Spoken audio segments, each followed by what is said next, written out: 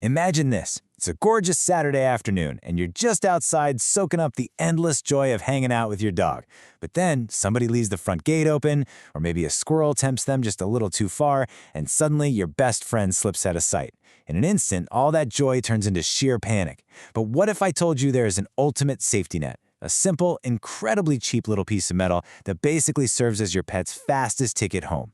Welcome to This Explainer. Today, we're going to master exactly how to get a dog license in Baltimore County. And trust me, this isn't just about avoiding some pesky fine. It's about full legal compliance, genuinely protecting your pet, and supporting vital community health services. Let's get into it. Here is our roadmap for today. 1. Why license your dog? 2. A step-by-step licensing guide. 3. Crucial rules and penalties. 4. Pro tips and scenarios. 5. County versus city confusion. And finally, 6. Conclusion and legal disclaimer. Okay, Section 1. Why license your dog? The life-saving ticket home. So you might be wondering, why is a tiny piece of metal so absolutely crucial? Well, this tag is actually a critical public health tool. Primarily, it's used for zoonotic disease surveillance, which is a fancy way of saying they use it to track rabies. Rabies immunizations are legally required, and the license proves your pet is protected. That's huge, especially since wild animals like bats can easily find their way into residential neighborhoods. Plus, if your dog is ever picked up as a stray, this tag is a total game changer. It allows shelter staff to instantly pull up your owner records, skipping unnecessary shelter boarding, saving you a massive headache, and saving the county administrative costs. It literally is their ticket home. And hey, it's also worth knowing where your money is actually going.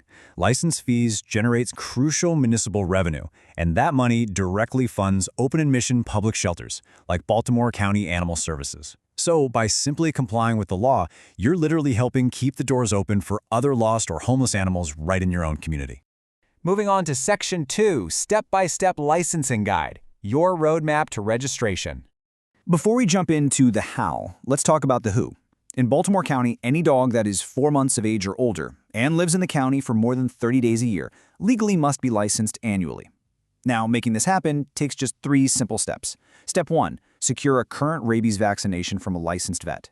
Step 2, gather your paperwork. And a pro tip here, do this before your new puppy decides to chew it all up. Step 3, you apply, and you've got 3 great options for this. You can hop online to the Baltimore County Citizen Access System, upload your PDFs, and just pay with a credit card. Easy. Or you can go old school and mail a physical check and paper application. Finally, you can drop it off in person at the Towson Administrative Office. Just keep in mind, if you're a new resident or you just brought a new furry friend home, you have exactly 30 days to obtain this license. Now check this out. What's really fascinating about this fee structure is how Baltimore County heavily subsidizes altered animals to incentivize spaying and neutering. A standard license for an altered dog is just $7 a year. $7. Compare that to $17 for an unaltered dog. They also offer some great senior discounts. If you are 60 or older, you get a significant price break, particularly on the unaltered animal fees. All right, Section 3, Crucial Rules and Penalties, Navigating the Timeline. Okay, so the county operates on a very strict, fixed annual cycle. It completely doesn't matter what month you originally bought your license, the official licensing year always runs from July 1st through June 30th. To give everyone a head start, the renewal window opens up on May 1st, and you have until July 31st to get it squared away. Now, listen closely to this part. If you try to process a renewal on or after August 1st, you will legally be hit with statutory penalty fees, and those fees will nearly double the cost of your license. So, a little punctuality definitely pays off here. There's also a magic number you absolutely need to remember, and that number is 3. Under county law, any residential property housing more than 3 dogs crosses a legal threshold. If you want to have 4 or more dogs running around your house, you can't just buy a bunch of individual tags. You are legally required to secure a specialized holding facility or kennel license. And yes, this applies to hobby breeders, nonprofit rescues, and regular private residents alike. Which brings us to Section 4, Pro Tips and Scenarios, Smooth Sailing and Common Hurdles. Let's look at a very common real-world scenario. Say it's a nice day, and you want to take your dog to the Hannah Moore Bark Park over in Reisterstown to run off-leash. Well, to even access that facility, you have to get a park membership. And guess what? That registration is strictly contingent upon them verifying your active Baltimore County animal license. No tag, no park access. It really is a key requirement for participating in community recreation. So to make your application process completely smooth sailing, always have your documents neatly organized before you start typing. You're definitely going to need a signed rabies vaccination certificate. If you want that sweet $7 discounted rate, you must have proof of spay or neuter. You'll need an ID showing your birth date to grab the 60-plus senior discount. And this is a big one. If you have a certified service dog, they are totally exempt from annual fees. But you can't do it online. You have to submit a physical application along with a notarized service dog affidavit. The good news, once that's approved, the service dog tag is valid for the animal's entire lifetime. Now, if you ever get stuck or confused, you can always reach out to the Animal Control Division up in Baldwin. Just keep in mind that for licensing specifically, the administrative office is actually located in Towson. If you're someone who prefers handling things in person, but Towson is a bit of a trek, physical paper applications have historically been available at full-service public library branches across the county or at regional humane societies.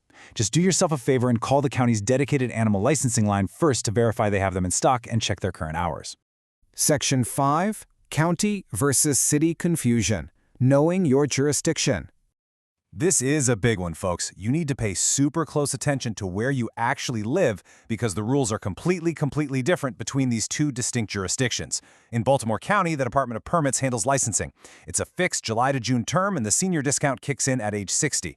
Over in Baltimore City, however, the whole process is outsourced to a third-party vendor called Pet Data.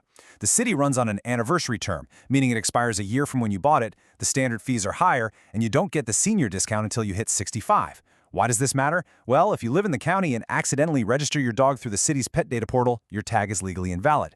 You could inadvertently find yourself facing non-compliance penalties right in your own backyard. And speaking of penalties, failing to properly license your dog within the county isn't just some minor administrative oopsie, it carries real legal risk. This requirement is actively enforced by code enforcement and animal control officers. Getting caught without a license can absolutely lead to citations and financial penalties.